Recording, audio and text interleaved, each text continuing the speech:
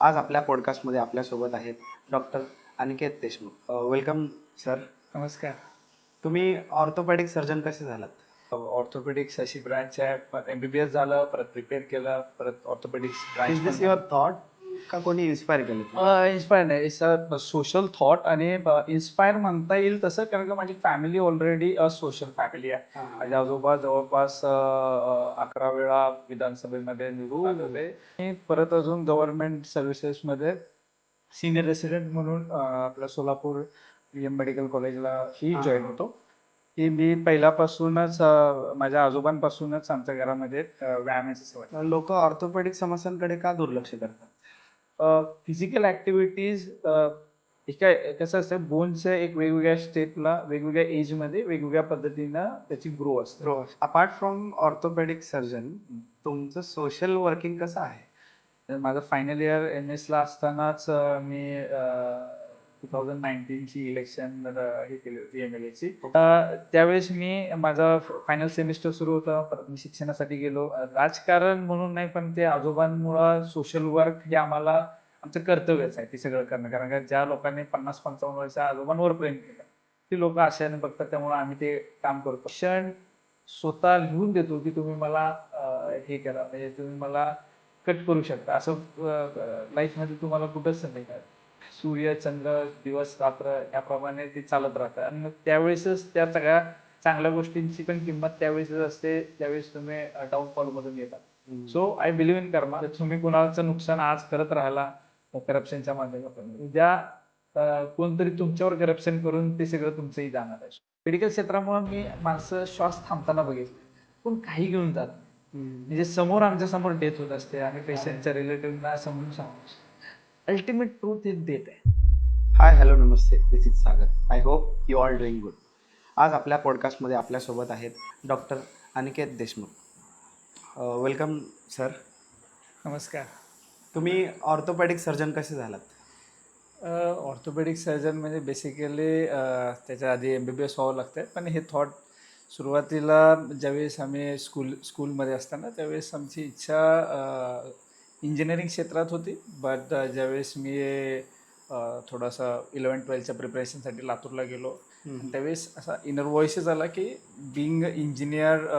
Actually माझं maths चांगलं होतं त्या काळी, म्हणजे आता माहीत नाही, पण त्यावेळेस 150 मार्क्सचे मॅथ्सचा सब्जेक्ट असायचा. सर ऑलमोस्ट मला 147-150 मार्क्स असायचे. सो आय वॉज लाईक की मला सॉफ्टवेअर इंजिनियर बनायचं आहे बिफोर 10. मग 11-12मध्ये मी गेल्यानंतर थोडं सोशली अवेअर झाल्यावर म्हणजे लोकांमध्ये राहणं हे मी प्रेफर केलं आणि ते माझ्या क्षेत्रामध्ये चांगल्या पद्धतीनं होतं आहे, म्हणून मी मग 11-12मध्ये मग मी मेडिकल जाण्यासाठी एक निर्णय घेतला. आणि देन इव्हेंच्युअली ऑर्थोपेडिक्स अशी ब्रँच आहे, MBBS झालं, परत प्रिपेअर केलं, परत orthopaedics is this branch. Your thought का कोणी इन्स्पायर केलं तुम्हाला? इन्स्पायर नाही, इट्स अ सोशल थॉट आणि इन्स्पायर म्हणता येईल तसं, कारण का माझी फॅमिली ऑलरेडी सोशल फॅमिली आहे. माझे आजोबा जवळपास 11 वेळा विधानसभेमध्ये निवडून आले होते.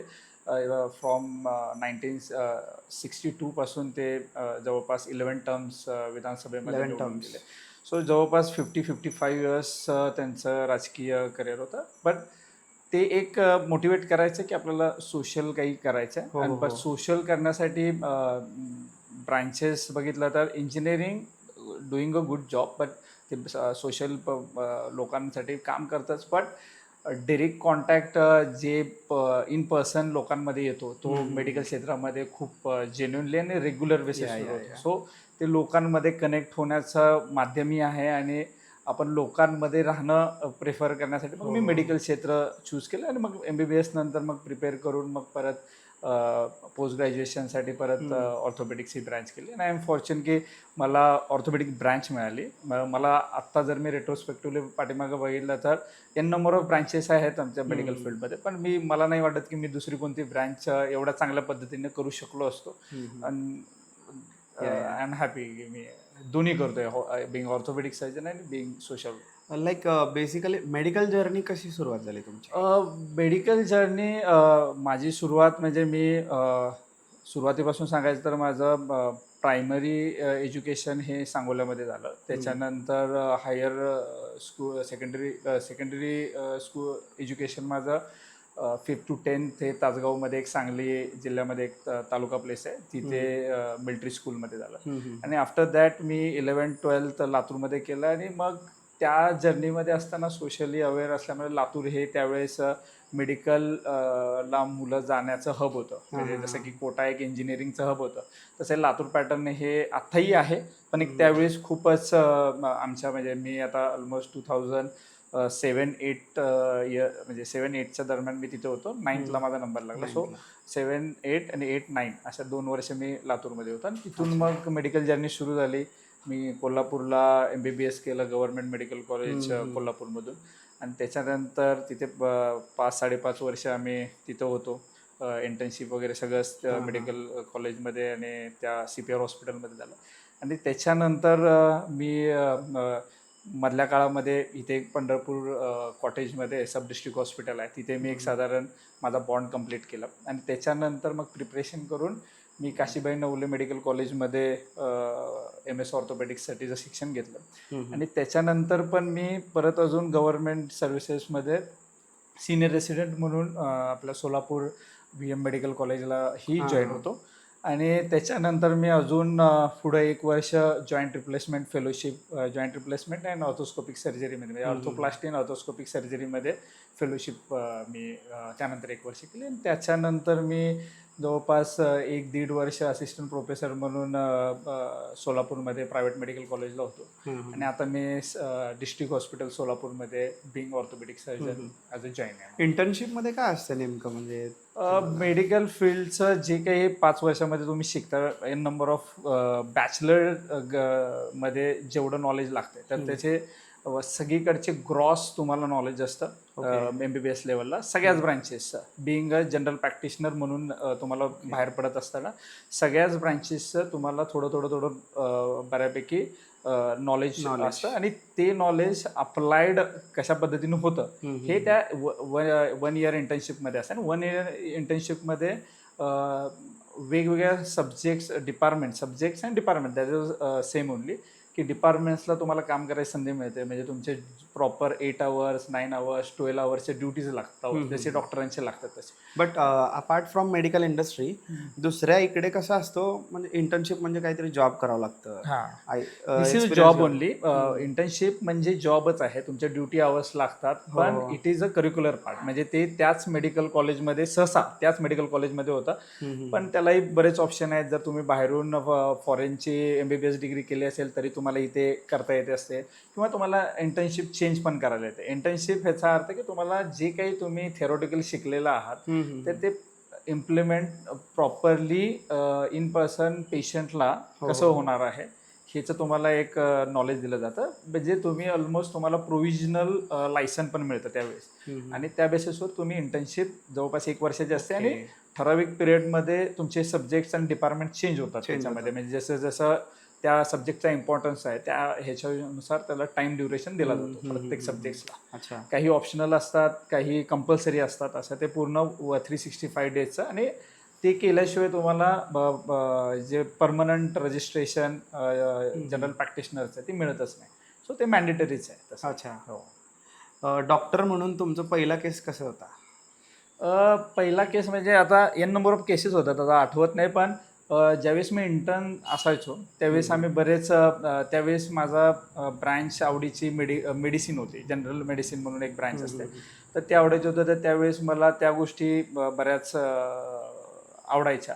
पण मला आठवतं की आम्ही कॅज्युअल्टीमध्ये एन नंबर ऑफ CLWचे सूचर्स करायचो. एन नंबर ऑफ डिलिव्हरीज आम्हाला बिंग गव्हर्नमेंट सेक्टर आम्हाला एन नंबर, म्हणजे आम्ही दिवसाला जवळपास 7 ते 8 डिलिव्हरीज करायचो. तर असं खूप प्रॅक्टिस केली. त्यामुळे मला माझे सिनियर्सचं एवढं फॉर्च्युन होतं की मी इंटर्न असताना मी पेरिकार्डियल इफ्युजन, म्हणजे हृदयाच्या आवरण असतं त्याच्यामध्ये एकतर पाणी साठतं किंवा हवा साठते. तर एअर हे झालं होतं, तर ते पण टॅपिंग करण्याचं मला, म्हणजे असं खूप गव्हर्नमेंट सेक्टरमध्ये सिनियर तुम्ही किती काम करता त्याच्यानुसार सिनियर्स पण तुम्हाला प्रोसिजर देतात. पण मला ते तो एन्व्हायरमेंट गव्हर्नमेंट सेक्टरचा, तो कोल्हापूरचा, आणि तिथे असणारे गर्दी, त्यामुळे प्रॅक्टिस भरपूर होते. आणि खूप साऱ्या केसेस आम्ही केलं, म्हणजे खूप डिपार्टमेंटमध्ये खूप काम केलं. आता ते येऊन मला जवळपास आता 10 वर्ष झाले. 2015ला माझी इंटर्नशिप संपली.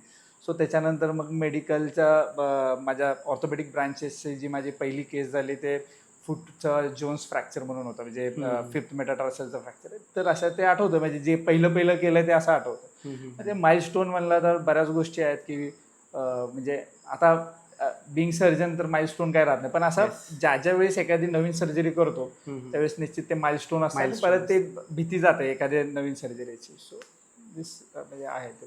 तुम्ही कसे हेल्दी लाईफस्टाईल मेंटेन करता तुमचं? हेल्दी लाईफस्टाईलचा आता तुम्ही पण माझ्याबरोबर सोबत जिम पार्टनर होता, पण माझं एक होतं की मी पहिल्यापासूनच माझ्या आजोबांपासूनच आमच्या घरामध्ये व्यायामाची सवय आहे. म्हणजे आजोबा रोज सकाळी 5ला उठायचे आणि सांगोल्यामध्ये रोज सकाळी 5 ते 6 मध्ये शेवटपर्यंत, म्हणजे जवळपास 90च्या वयापर्यंत पण त्यांना जास्त चालणं जमत नव्हतं, तर जागेवर ॲरोबिक्स एक्सरसाइज करायची. सो ते एक बॅक ऑफ माइंड होतं की सकाळी लवकर उठायचं आहे, म्हणजे सगळ्या घरातले प्रत्येकजण लवकर उठतं आणि ते व्यायामाला जातं, हे डोक्यामध्ये बसलं होतं. आणि दुसरा फॅक्टर की मी मिलिटरी स्कूलमधून पण होतो. सो ते एक होतं की डेली एक्सरसाइज करायचं, त्या स्कूलनी पण शिकवलं, सकाळी 5 वाजता उठून एक्सरसाइज करायचं. सो हे काही वेगळं वाटलंच नाही कधी की एक्सरसाइज करणं हे काही नवीन गोष्ट आहे. म्हणजे हे माझ्या लहानपणापासूनच एक तर मी बघत पण आलो आणि परत माझ्या स्कूलमध्ये पण ते एन्व्हायरमेंटमध्ये होतं आणि मग ते डेली मेंटेन करतच गेलो की मी सकाळी उठणे आणि एक्सरसाइज करणे.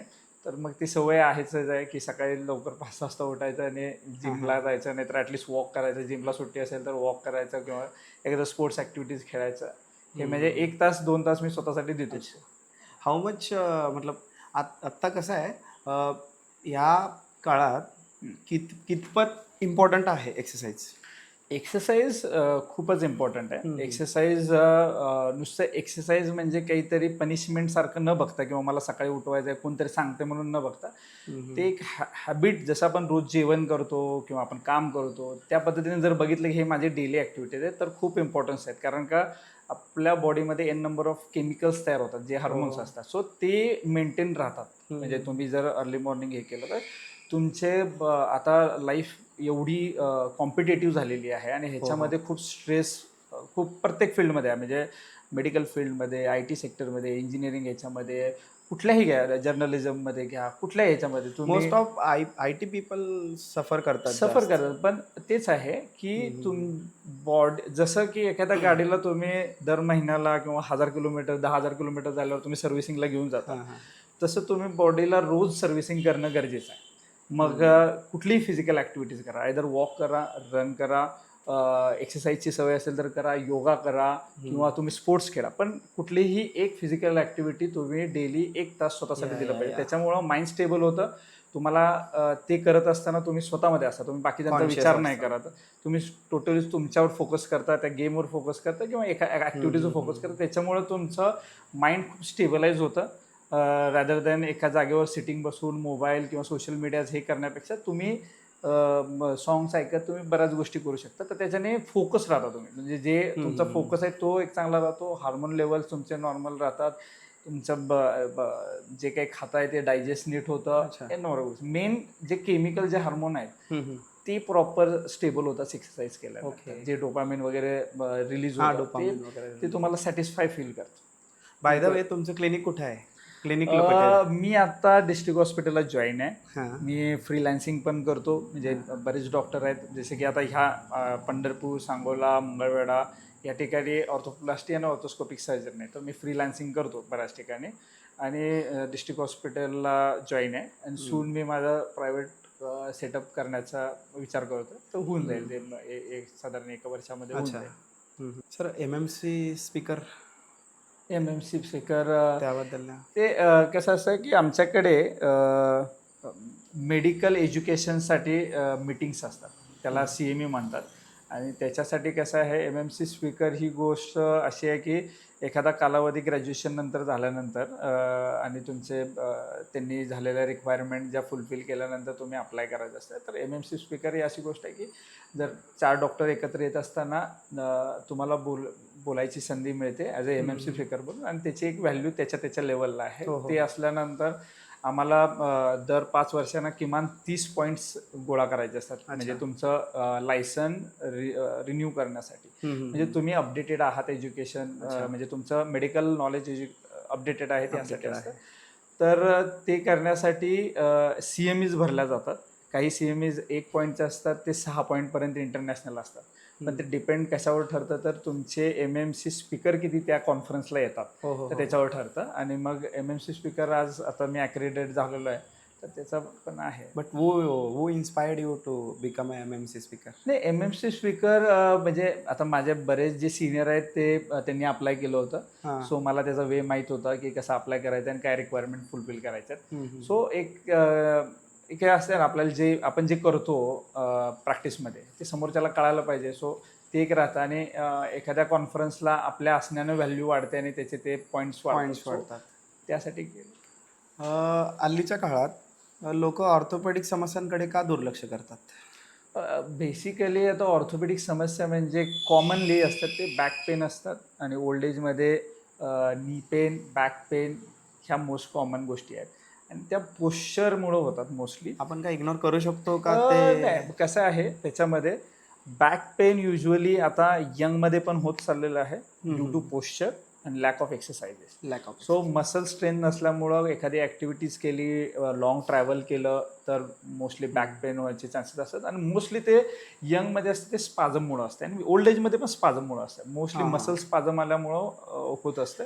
सो यंग पेशंट किंवा ओल्डर पेशंटमध्ये जर पायामध्ये मुंग्या वगैरे येत नसतील तर बॅक पेन ही कॉमन जी समस्या आहे ती अशी म्हणजे बऱ्यापैकी स्ट्रेचिंग एक्सरसाइजेस आणि स्ट्रेंथनिंग एक्सरसाइजने क्युअर होऊ शकते. नी पेन एक कॉमन गोष्ट आमच्या OPDमध्ये कायम येत असते. नी पेन हे युजली ओल्ड पेशंटमध्ये होतं ड्यू टू काय होतं की आपल्याकडे मांडी घालून बसायची जेवायला पद्धत आहे किंवा टॉयलेटला इंडियन टॉयलेटमध्ये खाली चवड्यावर बसायची पद्धत आहे. ह्या गोष्टींमुळं नीवर खूप प्रेशर येतं.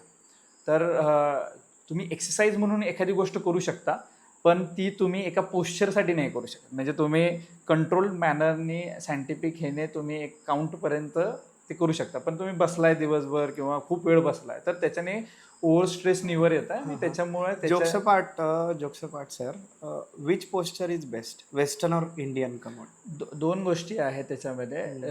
एका पॉईंटपर्यंत ज्याला खूप जिडॅट्रिक प्रॉब्लेम आहे म्हणजे गट्सचा इश्यू आहे त्या लोकांना इंडियन टॉयलेट बेस्ट आहे. बट इंडियन टॉयलेटचं स्वतःचं पण साईड इफेक्ट, प्रत्येक नाण्याच्या 2 बाजू असतात. तर एखादी त्याची ती चांगली बाजू असेल की तुम्ही गटला ज्यादा प्रेशर करून तुमचं मोशन इझिली होतं. तर दुसरी बाब त्याची आहे की तुम्ही नीवर खूप प्रेशर देता. आणि सवय तुम्हाला वेस्टर्न टॉयलेटची लागल्यानंतर म्हणजे अर्ली स्टेजपासून तर तुम्हाला प्रॉब्लेम नाही आहेत. ओके. तर तो नीच्या म्हणजे बिंग ऑर्थोपेडिशियन आता 2 प्रकार आहेत. ज्या सर्जनचा पार्ट आहे की गट्सवर प्रेशर चांगल्या पद्धतीने येतात, तो तुम्हाला कॉन्स्टिपेशनचा त्रास होत नाही. पण जिथंच दुसरं की तुम्हाला बोन इश्यूज होतात, सो नी इश्यूज होतात, गादीवर ज्यादा प्रेशर पडतं तर त्याची इंजुरी होण्याचे चान्सेस असतात. तर बेस्ट वेस्टर्न टॉयलेट एका एज नंतर तरी वेस्टर्न टॉयलेट यूज करणं बेस्ट आहे. म्हणजे अर्ली 40s मध्ये तुम्ही सुरू करू शकता. आणि नाहीतर एखाद्याला सवय असेल तर तेही करू शकतात. बरं, तुम्ही त्याच्यामध्ये अल्टर करून तुम्ही एक्सरसाइज डेली केली आणि फूड नीट खाल्लं तर तुम्हाला कॉन्स्टिपेशनचा तसाही होणार नाही. सो तुम्ही तुमची हेल्दी लाईफस्टाईल ठेवल्यावर तर तो प्रॉब्लेम येत नाही. असं बाकीचं ऑर्थोपेडिक जे कन्सर्न आहेत, ऑर्थोपेडिकचे प्रॉब्लेम बाकीचे युजली असेल, बाकी ट्रोमा केसेस आहेत, बाकी स्पोर्ट्स इंजुरी आहेत म्हणजे कॉमन OPDला येतात की बॅक पेन आणि हे. समटाइम्स ते स्पोर्ट्स प्लेयरांचं ते हाड पूर्ण सरकलेलं असतं, ते कसं का? म्हणजे ते त्याच्यामध्ये पण n नंबर ऑफ गोष्टी आहेत. एखादं हाड सरकलं म्हणजे जॉईंटवर पण डिपेंड आहे. तर मोस्ट कॉमनली स्पोर्ट्स इंजुरीमध्ये नी इंजुरी मोस्ट कॉमन आहे, शोल्डर इंजुरी मोस्ट कॉमन आहे, हिपमध्ये आणि अँकलमध्ये पण कॉमन आहे. अँकल, नी आणि शोल्डरमध्ये कॉमन आहेत मोस्टली स्पोर्ट्स इंजुरी. हिपमध्ये हार्डली होत असतं. अच्छा. पण नीमध्ये होताना जे फुटबॉल खेळतात किंवा रनिंग आणि सडनली ट्विस्ट करणाऱ्या याच्यामध्ये ACL, PCL, collateral ligaments, meniscus injury ह्याचा प्रकार बऱ्याच स्ट्रक्चर्स असतात. तसंच अँकललाही बऱ्याच लिगामेंट्स इंजुरी. कोणतं सेन्सिटिव्ह असते पार्ट? सेन्सिटिव्ह पार्ट असं नाही, पण त्याच्यामध्ये तुम्ही कोणत्या प्रकारे तुमची ऍक्टिव्हिटीज होते आणि मुवमेंट आणि तुमचं पोश्चर कोणतं आहे त्याच्यानुसार त्याचं टिअर होत अच्छा, असतं. टियर होतं. हा, तसं स्ट्रॉंग हे पीसीएल लिगामेंट हे खूप स्ट्रॉंग असतं.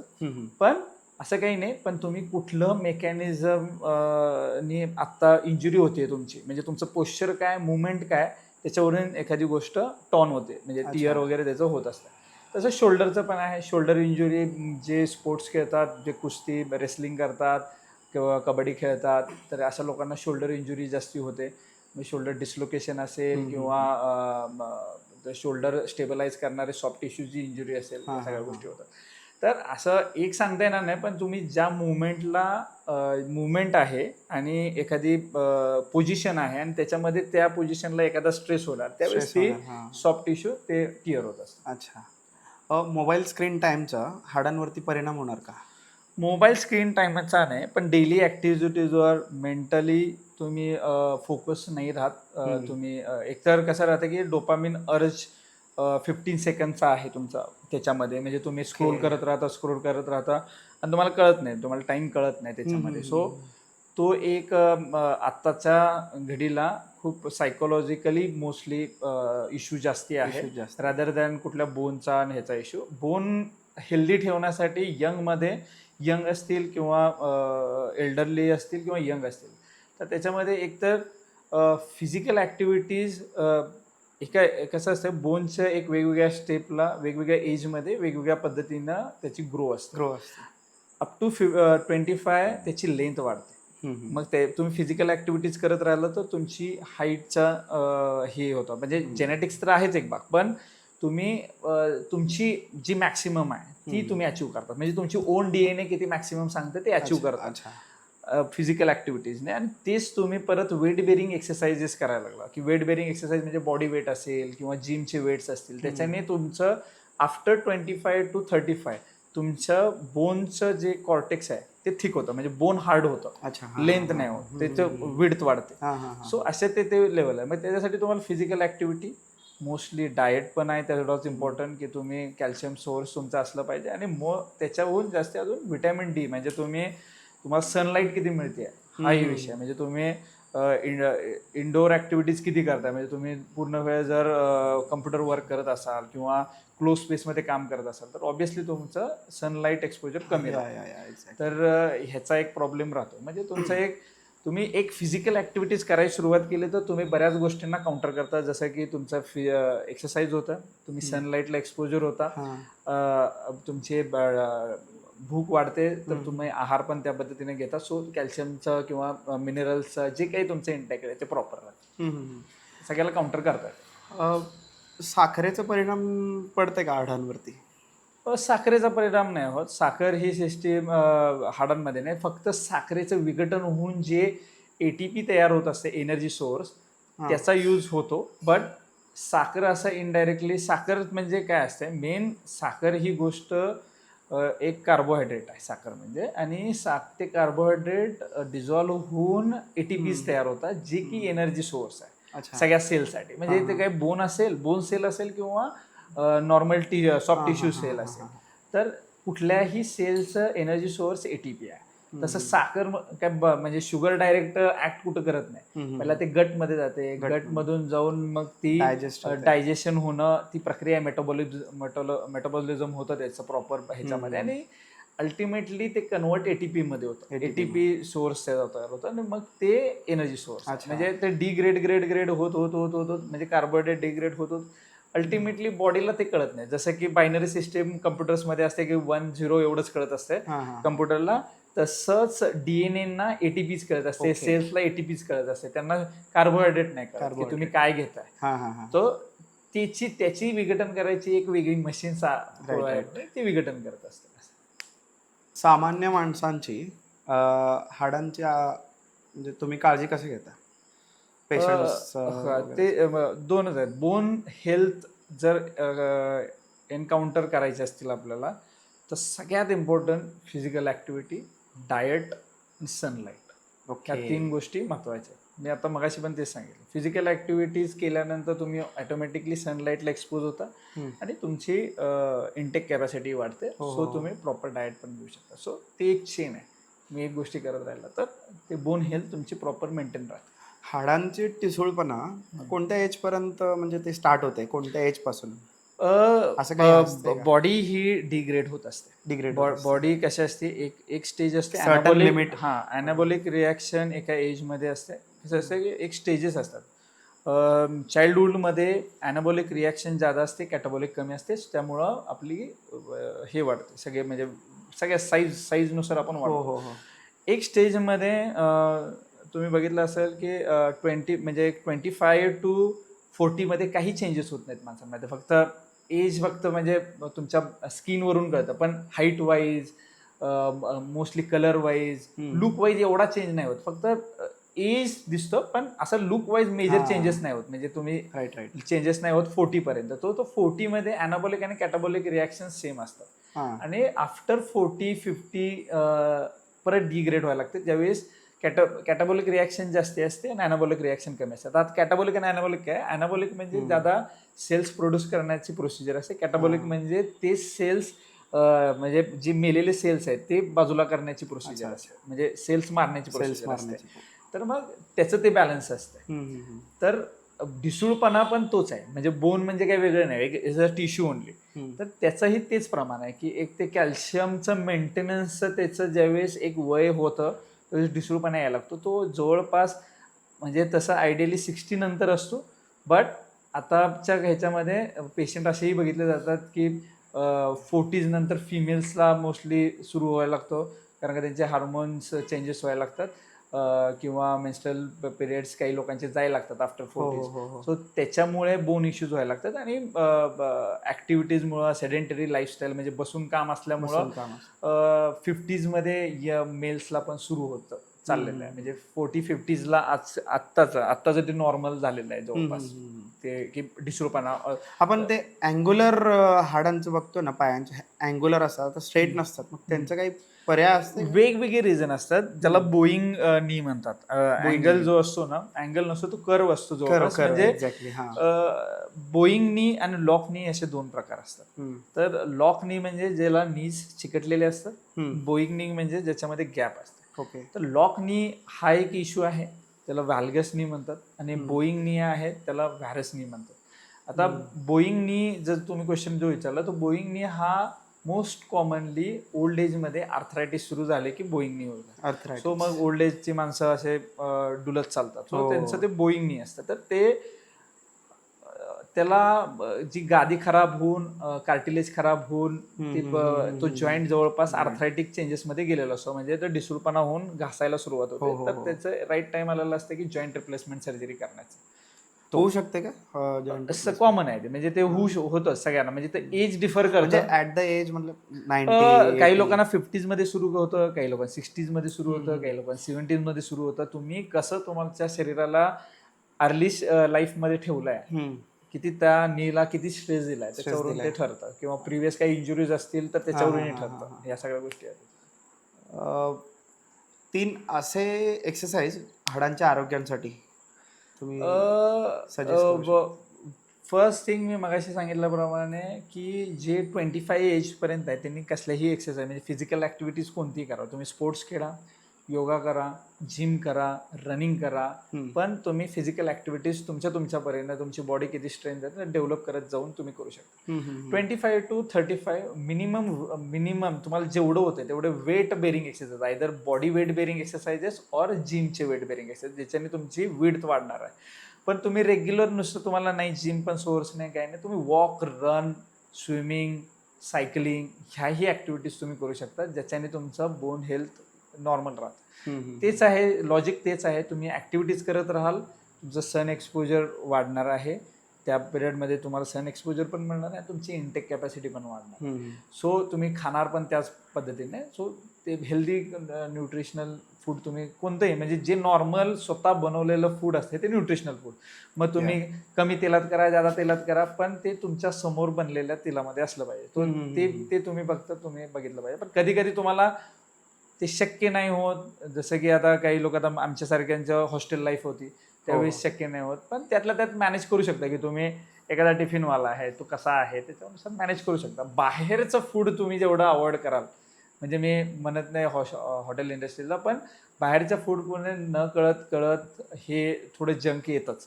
म्हणजे त्याला हे नाही, आणि आपल्याला ते कंट्रोल नसते की आपण काय खातोय, त्याच्यामुळे आपल्याला माहित नाही. आजकाल पनीरचाही इश्यूज असतात की पनीर पण फेक पनीर चाललंय, त्यामुळे अशा सगळ्या गोष्टी आहेत की फूडमध्ये अल्टरेशन खूप झालेलं आहे. अडल्ट्रेशन म्हणतात त्याला, अल्टरेशन म्हणतात. Does dairy products impact on bones? म्हणजे तसं चांगले हेल्दी मिल्क प्रोडक्ट हे कॅल्शियम सोर्स आहे. सो प्रोटीन सोर्स आहे, कॅल्शियम सोर्स आहे. जी काही वे प्रोटीन तयार होतं ते दूधपासूनच तयार होतं. सो प्रोटीन आणि कॅल्शियम सोर्सचं चांगलं कॉम्बिनेशन आहे. इंटेक असायला हां, पण ते त्याच्यामध्ये अल्टरेशन नसलं पाहिजे, म्हणजे ते प्रॉपर ऑर्गॅनिक असलं पाहिजे. ॲज पर युअर एक्सपिरियन्स, भारतीय समाजात ऑर्थोपेडिककडे कधी लक्ष देतात? ऑर्थोपेडिक समस्यांकडे कधी लक्ष देतात? तसं ते प्रत्येक ठिकाणी टेम्पररी गोळ्या औषधांवर सगळ्यांचं मॅनेज करायचा हा विषय असतो. पण स्ट्रेंथनिंग आणि स्ट्रेचिंग एक्सरसाइजेस खूप मॅन्डेटरी आहेत डेली लाईफमध्ये फॉर एव्हरीवन. फॉर एव्हरीवन म्हणजे तुम्ही सकाळी उठल्यानंतर तुमचं स्ट्रेंथ मसलचे वाढवणं आणि स्ट्रेच करणं, तर सो दॅट तुमचं डेली रुटीन लाईफ नीट राहील. पण ते निग्लेक्ट करतात असं नाही. प्रत्येकाच्या सोशो इकॉनॉमिक स्टॅटसनुसार ते माणूस हे करतात. काही ओव्हर कॉन्शियस असतात की जे कमी असलेलं, पण हा मला इथं हे होतं ते होतं, तो इश्यू असतो. काही लोक इकॉनॉमिक स्टॅटसमुळं पैसे खर्च होतात म्हणून जाती नाहीत.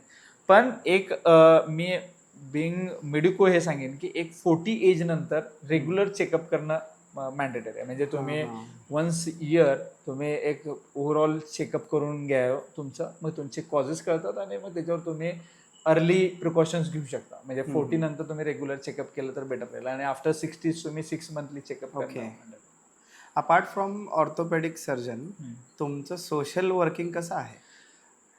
सोशल वर्किंग म्हणजे मी माझं फायनल इयर MS ला असतानाच मी 2019ची इलेक्शन हे केली होती MLA ची. माझे आजोबा मगाशी सांगितल्याप्रमाणे 50-55 वर्ष राजकारणात असल्यामुळे 11 वेळास MLA होते. त्याच्यामुळं त्यांनी मला त्यावेळेस 2019ला संधी दिली होती. लोकांचाही त्यावेळेस उत्साह होता, पण त्यावेळेस कमी फरकाने आपला पार्टी कोणती होती? आपले प्लीझन्स अँड वर्कर पार्टी, शेतकरी कामगार पक्ष म्हणून, त्याच्यातून आपल्याला तिकीट मिळालं. आजोबा त्यातच पहिल्यापासून होते आणि त्याचंच तिकीट आपल्याला मिळालं, आणि थोड्या मताने 768 मताने आपला पराभव झाला त्यावेळेस. पण त्यावेळेस माझा फायनल सेमिस्टर सुरू होता, परत मी शिक्षणासाठी गेलो, आणि ते राजकारण म्हणून नाही, पण ते आजोबांमुळं सोशल वर्क हे आम्हाला आमचं कर्तव्यच आहे ते सगळं करणं. कारण का ज्या लोकांनी 50-55 वर्ष आजोबांवर प्रेम केलं, ती लोक आशयाने बघतात, त्यामुळे आम्ही ते काम करतो. आज मी एका एज्युकेशन सोसायटीचा, म्हणजे सांगोला तालुका शेतकरी शिक्षण प्रसारक मंडळ म्हणून एक संस्था आहे, आजोबांनी स्थापन केलेली. ते संस्था स्थापनेपासून अध्यक्ष होते, त्याच्यानंतर आज मी त्याचा अध्यक्ष आहे, प्रेसिडेंट म्हणून काम पाहतो. सो त्याच्या माध्यमातून शिक्षण क्षेत्रात काम होतं. आमचं KG to PG कॉलेज आहे तिथे, म्हणजे लहान वर्गापासून सगळ्या स्तरावरचं शिक्षण तिथं होतं, आणि त्याच्यामध्ये पण आम्ही डेव्हलप करत चाललेलो आहे. आम्ही आता BCom नवीन इंट्रोड्यूस केलं आहे. आमच्याकडे सायन्स सेक्टर होतं, पण आता कॉमर्स ग्रॅज्युएशन केलेलं आहे. परत आम्ही पुढं पण त्याचं पण पोस्ट ग्रॅज्युएशन करू. भविष्यामध्ये आम्ही नर्सिंग क्षेत्रात पण आमचा मानस आहे की आम्ही त्याच्यामध्ये पण उतरू. हळूहळू जसजसं आम्हाला शक्य आहे कृतीनुसार आम्ही ते बदल करत चाललेलो आहोत, आणि त्याच्यामध्ये विस्तार होईल. आणि सोशल सर्व्हिसेस म्हणजे दैनंदिन जीवनात बरेच अडचणी लोकांना असतात, त्यावेळेस ते फोन करतात. प्रशासकीय असतात, त्याच्या वैयक्तिक असतात, त्यावेळेस फोन करतात, आणि त्यांचं which is the most emotional social working you done?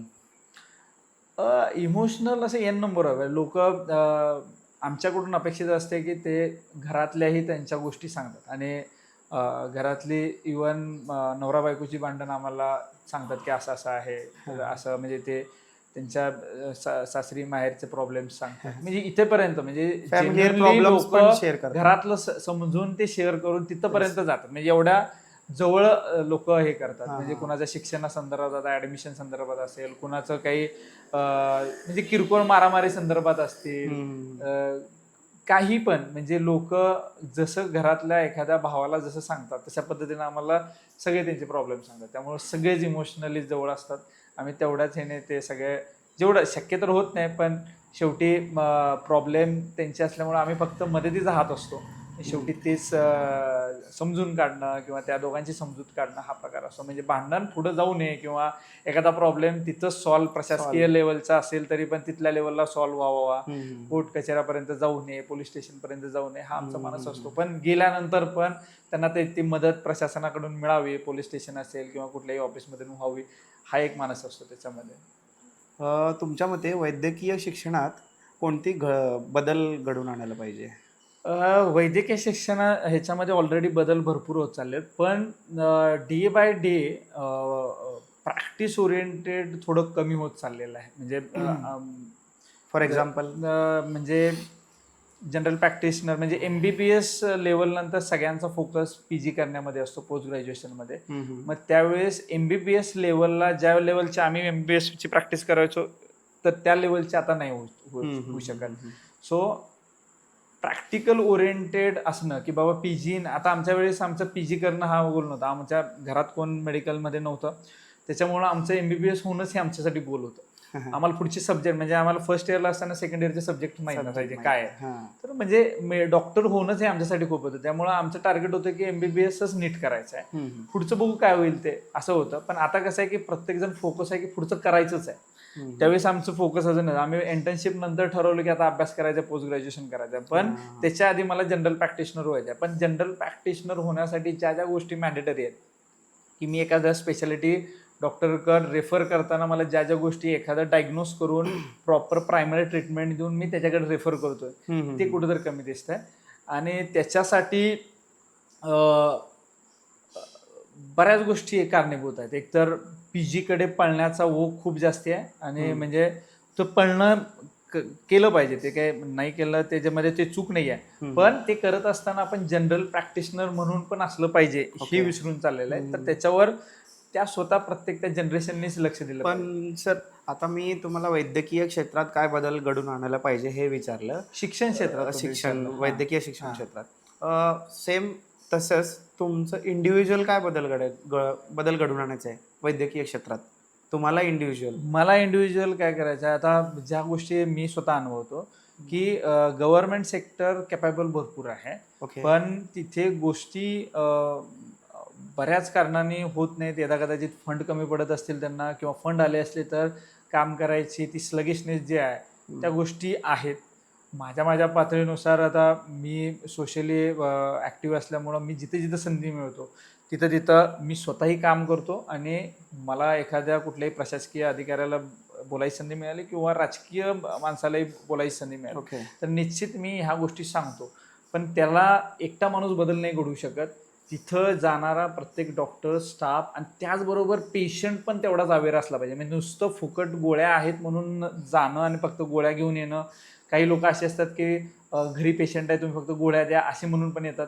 पण त्या सेक्टरलाही नीट बघणं, पेशंट म्हणजे हे ओव्हरऑल आहे सगळं. म्हणजे ते प्रशासन, डॉक्टर, स्टाफ, पेशंट पण तेवढा कॉन्शियस असणं.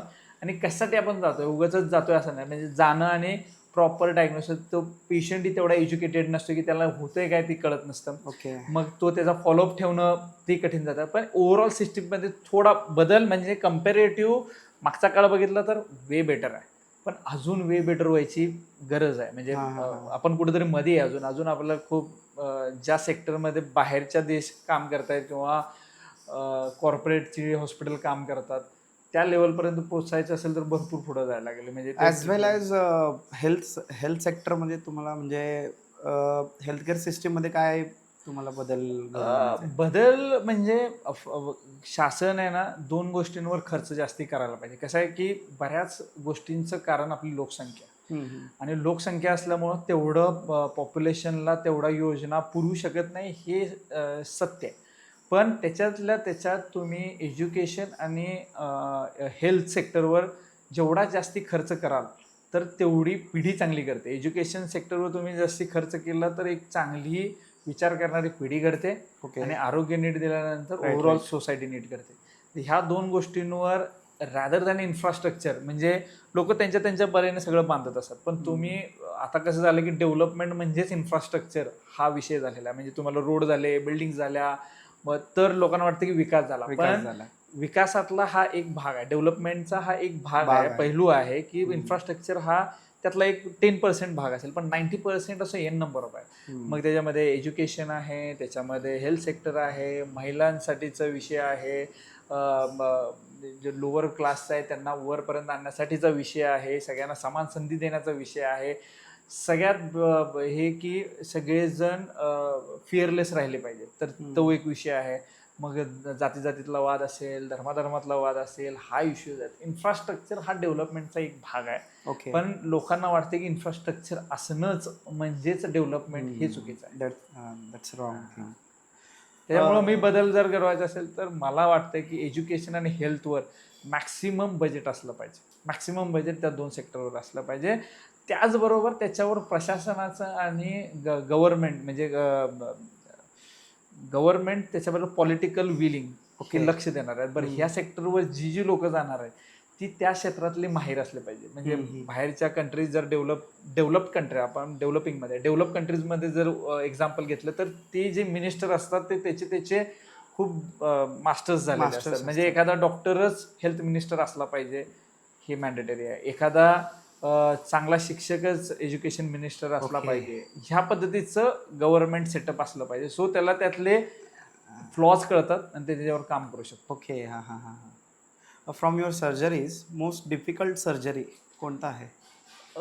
आता बिईंग यंग सर्जन, मी बऱ्याच म्हणजे मोस्ट कॉमन कॉम्प्लेक्स सर्जरी ह्या माझ्या दृष्टीने पेल्विक सर्जरी, जे पेल्विस असते राईट आय नो. त्या मोस्ट कॉमन सर्जरी आहेत. आणि अनयुज्युअल सर्जरीज जे ह्या डिफिकल्ट असतात. म्हणजे अटिपिकल सर्जरीज आर डिफिकल्ट, म्हणजे जे तुम्ही रेग्युलर करता, so you will become a monotonous to that, but which is तुम्ही स्किलफुल होता. Unforgettable surgery. अनफॉर्गेटेबल म्हणजे एक मी हिप जॉईंट रिप्लेसमेंट, मी एवढा फॉर्च्युन आहे की मला HN रिलायन्स हॉस्पिटल सारख्या ठिकाणी फेलोशिप मिळाली, आणि तिथं मला करायची पण संधी मिळाली. ते वर्ल्ड क्लास हॉस्पिटल आहे. म्हणजे तिथे खूप सेलिब्रिटीज येतात आणि तिथे ट्रीट करून जातात. म्हणजे एन नंबर ऑफ सेलिब्रिटीज तिथंच येतात त्याच मला संधी भेटली तिकडे. तिथं काम करायची संधी मिळाली, तिथं मला ऑपरेशन करायची संधी मिळाली. आणि माझं एक माइलस्टोन असं आहे की मी त्या सेटअपमध्ये within our me heap replacement केली. म्हणजे मी 55 मिनिट्समध्ये इन्सिजन अँड क्लोजर, 55 मिनिट्समध्ये माझी हिप रिप्लेसमेंट झाली होती. ती माझ्यासाठी म्हणजे मेमरेबल आहे की ती सर्जरी माझ्यासाठी मेमरेबल. म्हणजे हिप रिप्लेसमेंट केलं, पण ती एक मेमरेबल की माझं ते एक कमी टाईममध्ये, म्हणजे कमी टाईम मी करण्यासाठी केलं नव्हता, बट ते तेवढा इझिली, तेवढा फास्ट ती सर्जरी झाली. म्हणजे इव्हेंच्युअली म्हणजे तसं रेग्युलरली 1.5 तास लागतो, पण त्यावेळेस ते विदिन 55 मिनिट्समध्ये इन्सिजन टू क्लोजर झालं. पण सर्जरी करताना म्हणजे लाईक तुमचा आणि पेशंटचा विश्वास कसा वाढतो? पेशंटचा ट्रस्ट असल्याशिवाय तो येतच नाही डॉक्टरांकडे, पहिली गोष्ट. आणि तू कुणाला तरी विचारतो पहिला तर, म्हणजे जर नवीन पेशंट असेल तर तो कुणाला तर विचारून येतो. ऑब्व्हियसली विचारतो. किंवा आपण केलेला एखादा पेशंट असतो तो त्यांना सांगतो की हे डॉक्टर चांगले आहेत म्हणून ते येतात. आणि डॉक्टर ही फील्डच अशी आहे की ट्रस्टवर डिपेंड आहे. आणि की पेशंट स्वतः लिहून देतो की तुम्ही मला हे करा, म्हणजे तुम्ही मला कट करू शकता. असं लाईफमध्ये तुम्हाला कुठंच संधी मिळत नाही. So you cut, you repair and you close it. म्हणजे एवढं ट्रस्ट हे माणूस कुणाला देत नाही. इट्स अ इन्शुरन्स की आपण एखाद्या माणसावर ट्रस्ट ठेवणं म्हणजे इन्शुरन्सच आहे. सो ते पूर्णच पूर्ण मेडिकल फॅकल्टीला मिळालेलं ते हे आहे की ट्रस्ट डॉक्टरवर असतं. आणि पेशंट हे मोस्टली किती तुम्ही ॲडव्हर्टाईज करा, ॲडव्हर्टाईज हे आत्ताचं नॉर्मल झालेलं आहे. सगळीकडे ॲडव्हर्टाईज होतात, लोक ॲडव्हर्टाईज करतात, पण शेवटी लोक कुणाला तरी विचारून येतात. म्हणजे अजून सुद्धा लोक माउथ पब्लिसिटीवर असतात. म्हणजे तुम्ही 4 पेशंट नीट केले तर त्यांच्या वाह्याच तुम्हाला येतात. आजही मला लोक कुणाच्या वाह्या येतात. आज मला सांगायला आवडेल की आज पण मी ड्युटी करून आलो. आज आषाढीसाठी एक तेलुगू पेशंट आला होता. त्याला इपिलिप्सीचा त्रास होता. सीझरमध्ये त्याचं शोल्डर डिस्लोकेट झालं. आम्ही ते कॅज्युअल्टीमध्ये त्याचं शोल्डर रिड्यूस केलं. सो असं एखादा की बाबा मग ते आयदर हॉस्पिटलचं नाव होतं नाही तर त्या डॉक्टरचं नाव होतं, पण लोक सांगत जातात काइंड ऑफ इंडिव्हिज्युअल अचिव्हमेंट्स. हा ते होतं. आणि तुम्ही जिथं काम करताय त्याही इन्स्टिट्यूटचं नाव होतं, हो. तुमचंही नाव होतं. इट्स कंबाईंड आणि टीम ग्रोथ असते ते तसं. मेडिकल क्षेत्रात भ्रष्टाचाराविषयी तुमचं मत काय आहे? भ्रष्टाचार सगळीकडेच होतो. मेडिकल क्षेत्रातला भ्रष्टाचार म्हणजे 2 प्रकारचे असतात. आता ह्याच्यामध्ये मी म्हणणार नाही की कुठंच काही होत नाही. मेडिकल क्षेत्रातही काही गोष्टी होतात. माणूसही असं आहे की जिथं त्याला लूप मिळतो, संधी मिळते, त्या पद्धतीने वागतो. पण हा इंडिव्हिज्युअल कॉल असतो प्रत्येकाचा. की आता मी माझ्या आजोबांकडून बघतो, 50 वर्ष राजकारणात असून सुद्धा त्यांनी तसं त्यांच्या म्हणजे एकही डाग लागत नाही असं. म्हणजे त्यांना संधी बऱ्याच, म्हणजे जर म्हणायला गेलं तर 50 वर्षाच्या राजकारणामध्ये माणूस काही करू शकतो, पण त्यांनी कधीही ती त्या गरिमेच्या बाहेर नाही गेली. त्या गरिमेच्या बाहेर म्हणजे जे समाजसेवा आहे त्या पद्धतीने केली. ते एक आयडियल समोर ठेवल्यामुळं आम्हालाही ती सवय लागली. पण जे समोर चाललंय सिस्टीममध्ये बऱ्याच गोष्टी आहेत ज्या गव्हर्नमेंट सेक्टरमध्ये असतील किंवा प्रायव्हेट सेक्टरमध्ये असतील, ह्या चालूच असतील. म्हणजे ते इंडिव्हिज्युअल कॉल आहे की करायचे की नाही करायचे. हा म्हणजे मला वाटतं की ह्या इंडिव्हिज्युअल कॉल आहे की कुणी कसं वागावं. पण आय बिलीव्ह इन कर्मा. म्हणजे तुम्ही जर चांगलं करत राहिला तर याला कदाचित वाईट काळ येतो, पण तो कायम नसतो. म्हणजे तुमचा डाऊनफॉल म्हणेल मी, वाईट काळ नाही म्हणणार, पण डाऊनफॉल असू शकतो.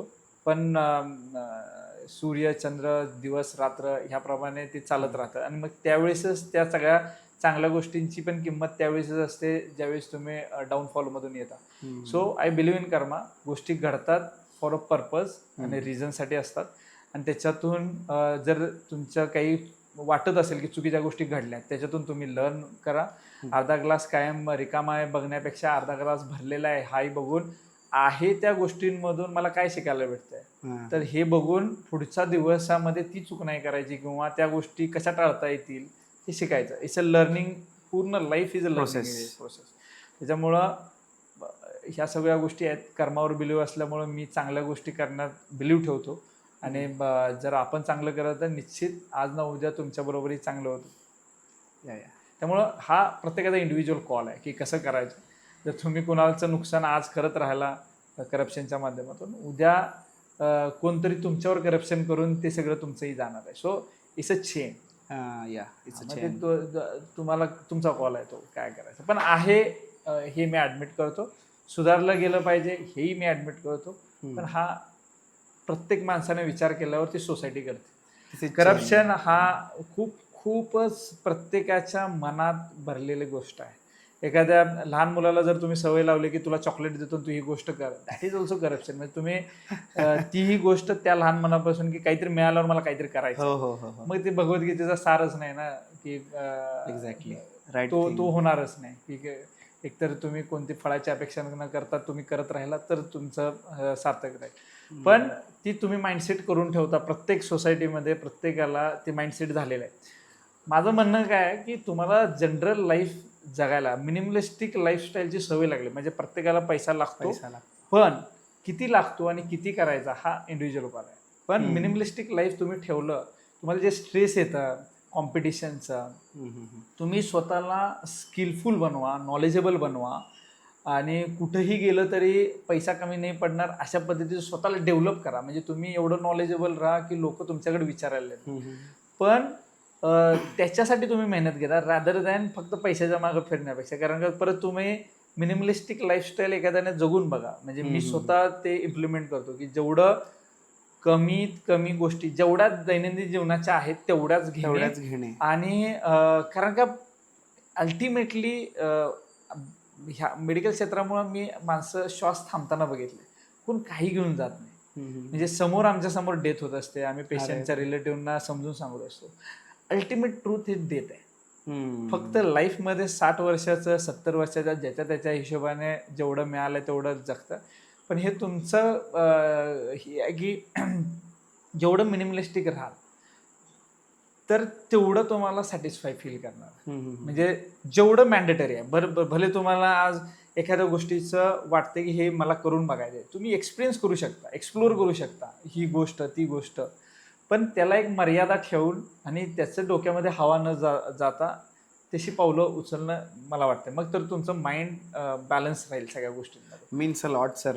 खूप म्हणजे खूप शिकायला भेटले आत्ता या छोट्याशा गोष्टीमुळं. खूपच मस्त वाटलं सर. सर्वात सर्वात मेमोरेबल पेशंट कोण आहे? मेमोरेबल पेशंट सगळेच कॉल करा. म्हणजे आता माझं कसं राहतं, की एखादा पेशंटचा ट्रीटमेंट झाल्यानंतर एकतर माझ्या ज्या सेक्टरमध्ये ज्युनियर रेसिडेंट असतात तिथं मी त्यांचे कॉल नंबर त्यांना देतो.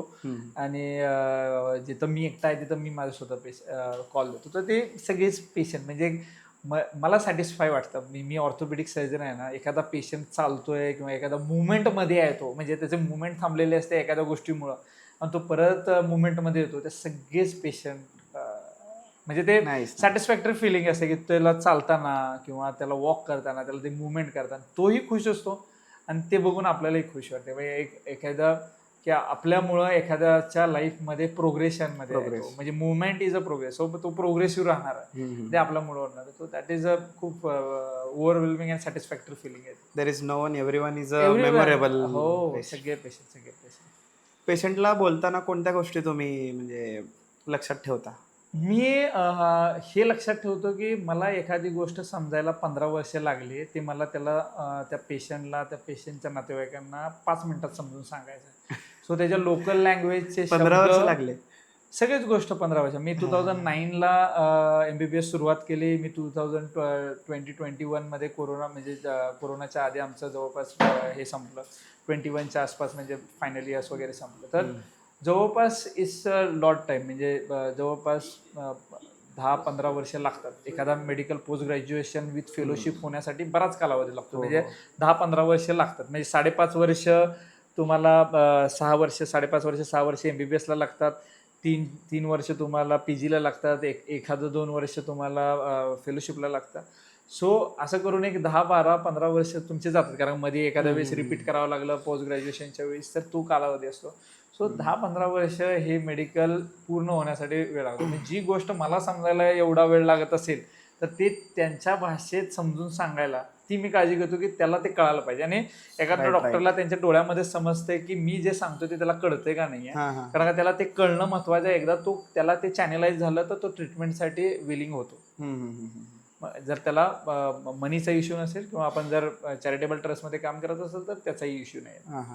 डॉक्टर म्हणून तुमचं म्हणजे डेली रुटीन काय असतंय? डॉक्टर म्हणून एखाद्या डॉक्टरला डेली रुटीन म्हणजे त्याची OPDज असते आणि त्याच्या आता आम्ही सर्जन आहे तर आमच्या सर्जरीज असतात. सो मग OPDमध्ये n नंबर ऑफ पेशंट, मग त्याच्यामध्ये स्क्रुटिनी करतो आपण की कुणाला सर्जरीज लागत आहेत, कुणाला कन्झर्वेटिव्ह मॅनेज होत आहे, कुणाला ऑपरेटिव्ह लागते. ह्याच्यामध्ये आम्ही हे करतो. कन्झर्वेटिव्ह मॅनेजमेंटमध्ये आम्ही कन्झर्वेटिव्ह करून त्याला त्याच दिवशी घरी पाठवतो. ज्याला ऑपरेटिव्ह लागतंय त्याला ॲडमिट करून ऑपरेटिव्हची प्लॅन करतो. बरं जर म्हणजे इमर्जन्सी असेल तर इमर्जन्सी त्यावेळेसच ॲडमिट करून ऑपरेटिव्ह नेक्स्ट डेला करतो. सिलेक्टिव्ह केसेस असते तर त्या प्लॅन करून वर्कआउट करून फिटनेस बघून मग त्या केलं जातं. वैद्यकीय शिक्षणाच्या काळातील तुमचं एक मेमोरेबल आठवण म्हणजे? MBBSचा काळ असतो तो इतर ग्रॅज्युएशन प्रमाणेच असतो तो. मग आम्हाला आमचे इव्हेंट्स असतात तो खूप मेमोरेबल राहतात. आम्ही सेकंड इयरला इव्हेंट करतो. मी फायनान्स सेक्रेटरी म्हणून मी आमच्या बॉडीमध्ये काम पण केलेलं आहे त्यावेळेस. पण ते एक इव्हेंट ऑर्गनाईज करताना की गॅदरिंग एक इव्हेंट होता आमचा आणि त्याच्याबरोबर की ऑलिम्पस म्हणून एक स्पोर्ट्स इव्हेंट होता, गणपती एक इव्हेंट असतो. असे 3 इव्हेंट सेकंड इयरचे स्टुडंट हे करतात आणि तो आम्ही खूप एन्जॉय केला. म्हणजे ते एक फर्स्ट टाइम दुनियादारी म्हणजे जगाच्या बाहेर जाऊन करणं, म्हणजे सगळ्या गोष्टी विकत आणणं, म्हणजे अरेंज करणं, ते प्लॅन करणं, मीटिंग्स घेणं, म्हणजे ते खूप फर्स्ट टाइमच्या सगळ्या फर्स्ट डिफरंट काइंड्स ऑफ. मग ते इव्हेंट्स ठेवणे, डे वाईज काय काय करायचं आहे, डे 1ला काय करायचं, गणपती 5-6 दिवसाचा असतो, तर प्रत्येक डेला काय काय करायचं आहे ते प्लॅनिंग असतं.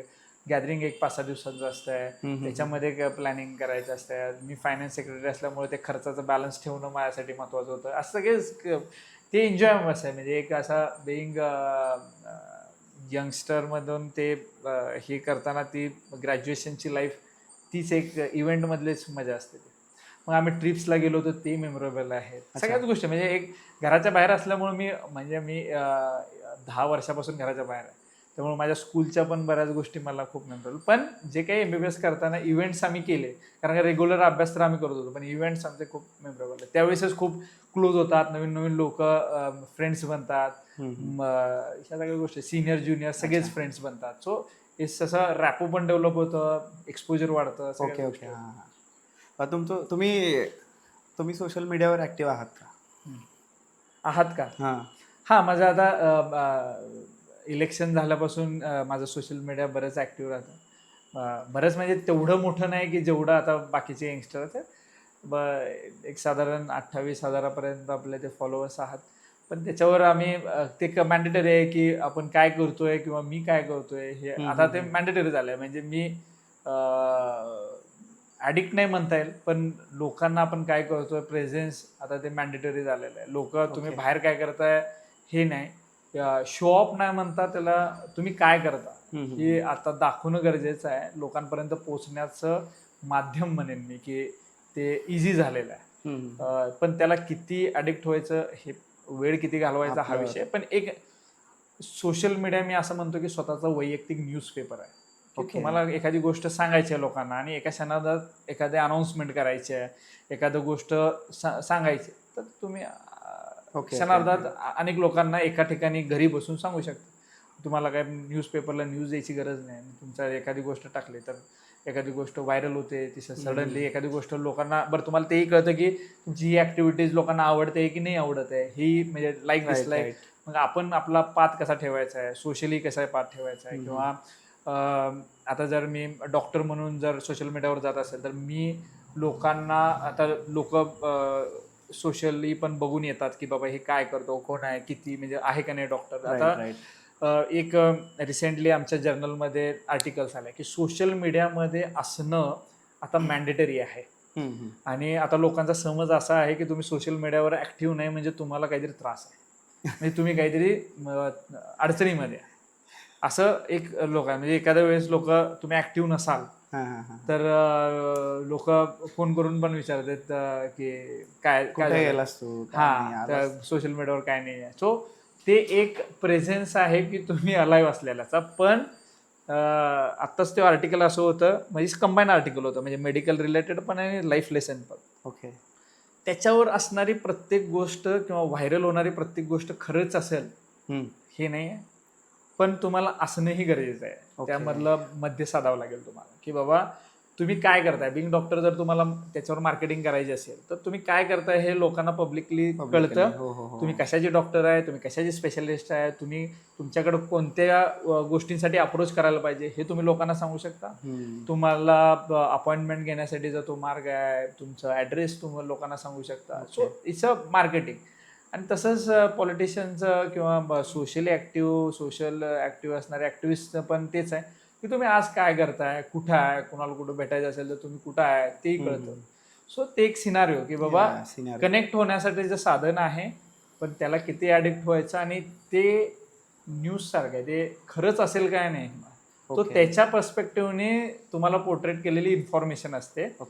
फक्त ती घ्यायची, त्याचं खरं खोटं करायचं आपल्या लेवलला प्रत्येकानं बघितलं. मेडिकल फील्डमध्ये बर्नआउट कसं टाळता तुम्ही?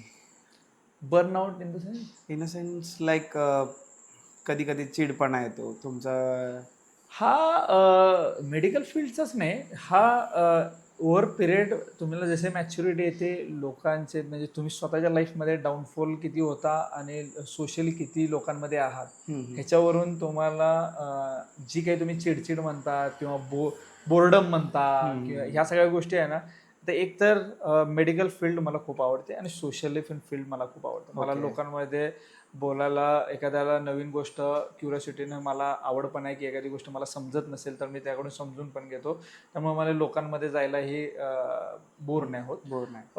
आणि मेडिकल क्षेत्रामध्ये मी आधीच म्हणलं की मला ते आवडतं. मला जर तुम्ही 24 तास पण एखाद्या वॉर्डमध्ये टाकलं आणि माझं काम 24 तास असेल तर मी तेही करेल. पण मला ते बोर नाही होत. मी थकून जाईल, म्हणजे मी एक्झर्शन होईल, मला रेस्टची गरज राहील, पण मला असं होणार नाही की अरे मला कंटाळवा नाही आलाय आणि मला जायचं आहे आणि मला पार्टी करायचं, असं नाही होत मला. किंवा मला कुठंतरी फिरायला जायचं आहे असं मला थॉट येत नाही. मला ते आवडतं. हे माझं मे बी मी थोडा लोक म्हणतात की मी ज्यादा वर्कहोलिक आहे. मी काम करत असलं तर मी एखाद्या वेळेस म्हणजे माझी कंटिन्यू सर्जरीज असल्या तरी मला जेवण पण स्किप झालं तरी कळत नाही. मला काय ते काम करणं महत्वाचं आहे. म्हणजे मला असं वाटतं की हे मला संपवायचं आहे. सो ते माइंडसेट असते की हे मला करायचं आहे, त्यामुळे मी ते करत जातो. मला त्यावेळेस काही असं हे राहिले ते राहिले तिची आठवण असं काही नाही. काम संपवणं हा मला मॅन्डेटरी वाटतं. आणि तसंच इकडे पण असेल त्यावेळेस मला लक्षात नाही, मला जर एखाद्या वेळेस कंटिन्यू 10 ठिकाणी जर जायचं असेल तर मी ते सगळं संपवल्यानंतर शांत बसतो. सो ते माझी एक सवय आहे. तर मला बोर्डम हा गोष्ट खूप कमी राहतो. आणि मला एकटं नाही राहत. जर मला खूप बोर होत असेल तर मी रीड करतो. रीड करतो, एक्सरसाइज करतो, जिमला जातो, रनिंगला जातो, वॉकला जातो. सो मला जर वाटलं की मला करायला काही नाही आता, मी फ्री बसलोय, मी ऍक्टिव्हिटीज बसत असतात नाही, कंपल्सरी. एकतर मग मी रीड करत बसतो, एखादी नवीन आर्टिकल रीड करत बसतो, मेडिकलचं रीड करत बसतो, नाही तर न्यूज बघत बसतो की आता काय चाललंय ते बघायला. मी काही ना काहीतरी करत राहतो. मी बोर हा गोष्ट नाही, मी झोपायलाच फक्त शांत राहतो बस. लोकांपर्यंत वैद्यकीय माहिती पोहोचवण्याचं तंत्र काय आहे? आत्ताच आहे ते सोशल मीडिया आहे. पूर्वी जे होतं ते जर्नल्स असायचे. जर्नल्स असायचे, पब्लिकेशन्स असायचे. जर आज मी 30-40 केसेस केल्या असतील आणि मी त्याचा एक्सपर्ट झाला असेल, माझं एक ओपिनियन तयार झालं तर त्याचं पेपर बनतं आणि ते पेपर पब्लिश व्हायचं. हे जुनं माध्यम होतं. आता काय होतं की प्रत्येक केस सोशल मीडियावर प्रत्येक जण पोर्ट्रेट करतो, पण ते इथिकली व्हॅल्युएबल नाही आहे. इथिकली कसं असतं की एखादा पेपर प्रेझेंट पब्लिश करायचं, तुमचं काम पब्लिश करायचं आहे. म्हणजे तुम्ही एखादं नॉलेज पुढे ठेवता की मी ह्या गोष्टी करून बघितलेल्या आहेत आणि ह्या अशा वर्क होत आहेत आणि ह्याचे पॉझिटिव्ह रिझल्ट आहेत. ते कुठल्याही डॉक्टरला किंवा मेडिकल क्षेत्रातल्या लोकांना दाखवायचं असेल तर ते एक पेपरची सिस्टीम आहे. म्हणजे तुम्हाला एक डाटा कलेक्ट करावा लागतो, त्याचे अनालिसिस करावं लागतं, त्याचे कॅल्क्युलेटेड रिस्क आणि पॉझिटिव्ह पॉईंट्स काढावं लागतात आणि त्याचा एक पेपर बनवावा लागतो. आणि एक पेपर बनवल्यानंतर तुम्ही एन नंबर ऑफ जर्नल्स आहात तिथं अप्रोच होऊ शकता आणि ते लोकांना तर ते आर्टिकल आवडलं तर ते पब्लिश. इन शॉर्ट ते बिलीव्ह प्रोसेस आहे ते आहे. म्हणजे त्याला तो पार्ट आहे आणि तो एखाद्या डॉक्टरचं ते करतोय तर तो त्याचं सायटेशन पण वाढतं आणि तो त्याची त्या नॉलेजबद्दल किती नॉलेजेबल आहे हेही कळतं की तो या सगळ्या गोष्टी करत असेल तर. आणि मेडिकल कॉलेजमध्ये प्रोफेसर असेल तर त्यांना मॅन्डेटरीच आहे या सगळ्या गोष्टी करणं.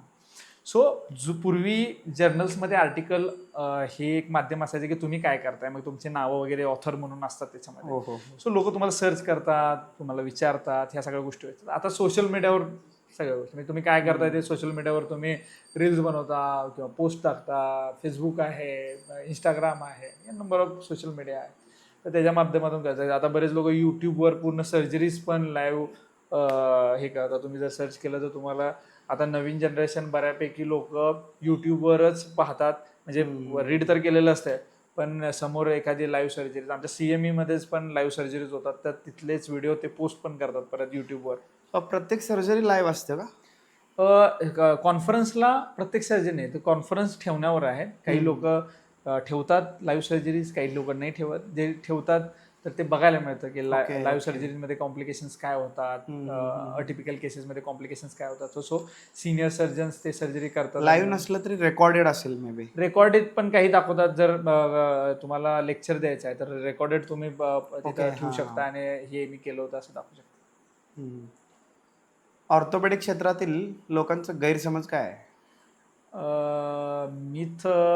मिथ हे म्हणेल की काही ठिकाणी ऑपरेशन केल्यावर इन्फेक्शन होतं असे एक ते खूप भय असते कंटिन्यू की ऑपरेशन का करत नाही तर त्याचा इन्फेक्शन होतं म्हणून नाही करत. तर आता ऑपरेशन थिएटरचेही एवढं ॲडव्हान्स झालेलं आहे की ते खूप स्टराईल असतं, इन्स्ट्रुमेंट्स स्टराईल असतात, प्रोसिजर स्टराईल असतात. सो इन्फेक्शनचे चान्सेस खूप कमी होतात. आणि मीथ आता जसं ॲडव्हान्स होत चालले मीथ कमी होत चालले. पण हे मला खूप हे वाटतं की प्रत्येक वेळेस जे पेशंट ऑपरेशनसाठी तयार होत नाही की इन्फेक्शनची भीती घातलेली असते. आणि जे आयुर्वेदिक प्रॅक्टिस करतात किंवा बोन सेटर म्हणून असतात बाहेर, तर ते प्रॅक्टिस करतात ऑपरेशनची गरज नाही हे ते बऱ्याच गोष्टींना सांगतात आणि कन्झर्वेटिव्ह करायला होतं. तर प्रत्येकाला एक सायन्स आहे.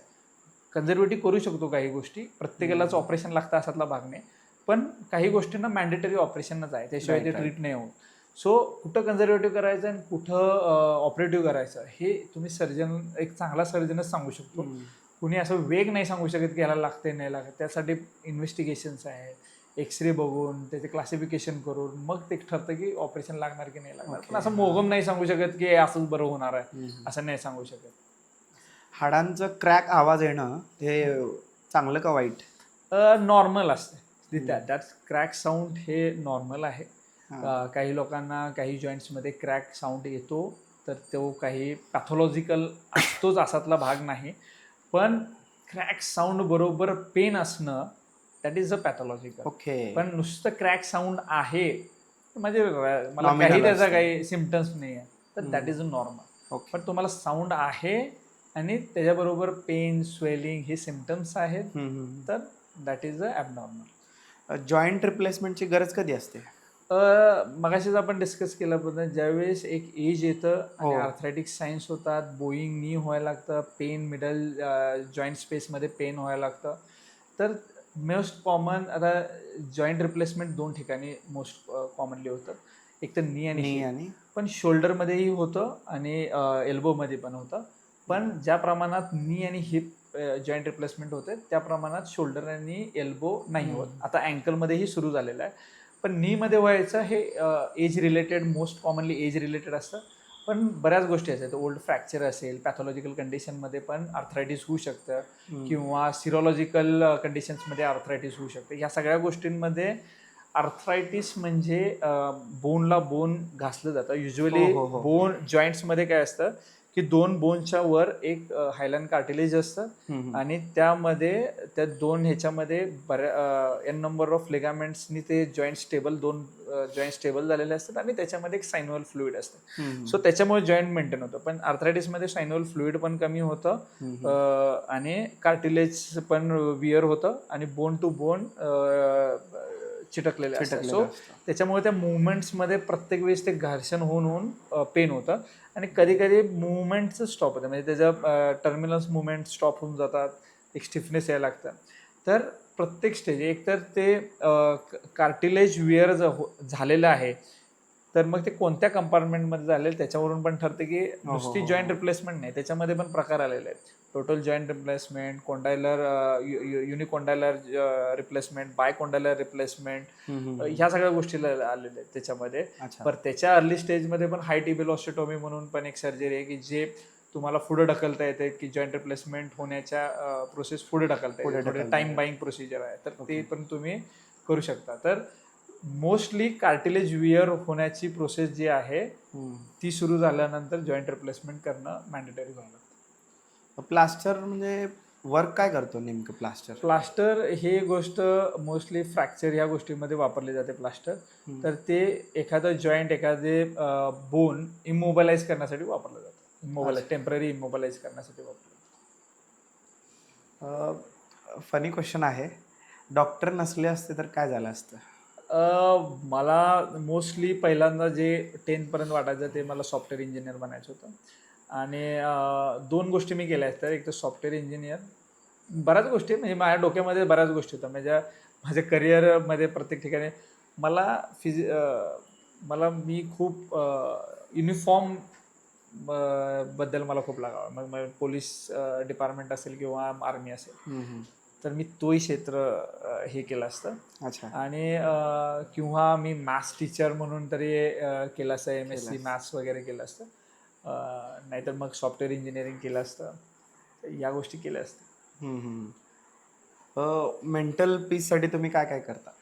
मेंटल पीससाठी मी मोस्टली फिजिकल ॲक्टिव्हिटीवर बोलतो. सो मी त्याच्यामध्ये असतो. 2 तास मी माझ्या स्वतःमध्ये असतो. मला दुसरे काही थॉट्स येत नाहीत. मी एखाद्या वेळेस फिजिकल ॲक्टिव्हिटीज करताना मला जे बाकीचे सेकंडरी थॉट्स, सबकॉन्शियस थॉट्स सगळे बंद होऊन जातात आणि मी माझ्यामध्ये असतो. सो ते माझं मेडिटेशनचं साधन आहे. पण खूप असं मला वाटलं की माझ्याकडे वेळ आहे, तर मी मेडिटेशन पण प्रॅक्टिस करतो. ओके. तुम्ही कोणत्या बुक्समधून इन्स्पायर होता? मी बुक्स रीडर नाही, पण मी समरी रीडर आहे. मी एखादे पूर्ण बुक कमी वाचलेत मी, पण मी मोरल ऑफ द स्टोरी किंवा बुकचे समरीज मी भरपूर वाचलेत आणि लाईफ लेसनच भरपूर झाले. त्याच्यामुळं मला वाटतं की प्रत्येक बुक्सचा जो सारांश आहे ते आपल्या लाईफमध्ये तसाही घडत राहतो.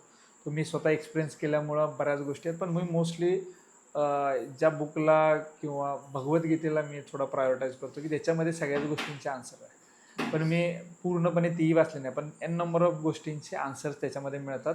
आणि ज्या ज्या वेळेस मला एखाद्या गोष्टीचं अडचण वाटतं तर मी रेफरन्स आहे ना, जुन्या जुन्या सगळ्या कथांचं रेफरन्स, त्या मिथ आहेत का रिअल स्टोरीज आहेत ते हे नाही, पण त्याच्यामध्ये ज्या गोष्टी तात्पर्य दाखवलं जातं ते रिअल लाईफमध्ये प्रत्येकाच्या आयुष्यामध्ये होतात. मग महाभारत असेल, रामायण असेल, प्रत्येकाच्या ह्याचा कुठं ना कुठं प्रत्येकाच्या आयुष्यामध्ये महाभारत आणि रामायणच्या प्रत्येक पात्र घडत असतं. जर तुम्ही त्याचे संलग्न राहिला तर तुम्हाला सगळ्या प्रश्नांची उत्तरं भेटतात. सोसायटी आणि डॉक्टर यांच्यात नातं कसं असायला पाहिजे? तसं पहिल्यापासूनच चांगलं नातं आहे. नोबल प्रोफेशनल असल्यामुळं एक ट्रस्टवरती रिस्पेक्टफुल वातावरण म्हणजे ते आहे. पण काही ठिकाणी इनटॉलरन्स एवढा वाढलेला आहे आत्ताच्या ह्याच्यामध्ये, तर मग कधी कधी डॉक्टरांचं, गव्हर्नमेंट सेक्टरच्या डॉक्टरांचं थोडंसं लोकांनी समजून घेतलं पाहिजे. कारण का त्याच्यामध्ये एन नंबर ऑफ पेशंट त्यांना पाहिजे असतात आणि स्ट्रेस भरपूर असतं. प्रत्येक डॉक्टर ते हँडलच करेल असं नाही. पण त्याच्यामध्ये कधी एखाद्या वेळेस त्याचा आवाजही मोठा होईल, त्यानं त्याच्या गरिमेमध्ये राहावं, पण त्याचीही मानसिकता समजून घ्यायला पाहिजे लोकांनी. पण तसंही ऑलरेडी सोसायटी डॉक्टरांना एक चांगल्या नजरेतूनच बघतं. पण कधी कधी इनटॉलरन्स दोन्ही बाजूनी, डॉक्टरांचा असेल किंवा पेशंटचा व्हायला, ते कधी कधी क्लॅशेस होतात. पण बऱ्यापैकी पूर्वीपासूनच डॉक्टर आणि पेशंट हे नातं चांगलं रिस्पेक्टफुलच आहे. म्हणजे डॉक्टर ही, बरेच डॉक्टर पेशंटला त्या पद्धतीनेच बघतात, पेशंट ही डॉक्टरांना चांगल्याच नजरेने बघतात मोस्ट ऑफ द टाइम. पुढच्या पिढीसाठी तुमचा संदेश काय आहे? पुढच्या पिढीसाठी मी अजून यंगच आहे, त्यामुळे मी पुढच्या पिढीसाठी नाही, पण नवीन जे कॉलेज गोईंग आहे त्यांच्यासाठी मी एवढंच म्हणेन की फुलेस्ट लाईफ जगा. जे काही एक्सप्लोर करता येते तेवढं करा. कारण का यंग एजमध्ये तुम्ही चुका केला तर तुम्हाला एक अडल्टमध्ये असताना कळते की हे चुकीचं आहे, हे नाही करायला पाहिजे. सो स्टडी इम्पॉर्टंट आहे, आई वडिलांचा रिस्पेक्ट करणं इम्पॉर्टंट आहे, फिजिकल ॲक्टिव्हिटीज करा, सगळं एक्सप्लोर करा. म्हणजे ते तुमचं काळ असतं की तुम्हाला एक्सप्लोर करायसाठी गोष्टी आहेत, पण सगळ्याची गरिमेमध्ये राहून आणि आपलं प्रॅक्टिकली अवेअर असून सगळ्या गोष्टी करायला पाहिजे. म्हणजे आपल्याला आवडतं आहे म्हणून सगळ्या गोष्टी कराव्यात, पण त्या एका मर्यादेमध्ये आणि प्रॅक्टिकलिटीची जोड असली पाहिजे त्याला. त्या सगळ्यांचा बॅलन्स करून करावं, पण सगळं करावं. म्हणजे मीही माझ्या यंगमध्ये असताना एन नंबर ऑफ गोष्टी केल्या आहेत, चुकाही केलेल्या आहेत, चुकांपासून सुधारलेलं आहे. पण एखादी गोष्ट केलीच नाही तर ते कळणार नाही ती चुकीची आहे का नाही. पण त्यामुळे मी सांगेन की सगळी लाईफ जगा, चुकाही भरपूर करा आणि त्याच्यातून शिकाही भरपूर. सध्या ऑर्थोपेडिक क्षेत्रात कोणते नवे तंत्रज्ञान वापरले जातात? नवीन तंत्रज्ञान आता रोबोटिक्स आणि AI चं खूप प्रमाण वाढलेलं आहे. म्हणजे ऑर्थोपेडिक्समध्ये जी जॉईंट रिप्लेसमेंट आता इट्स हार्मफुल ऑर नॉट?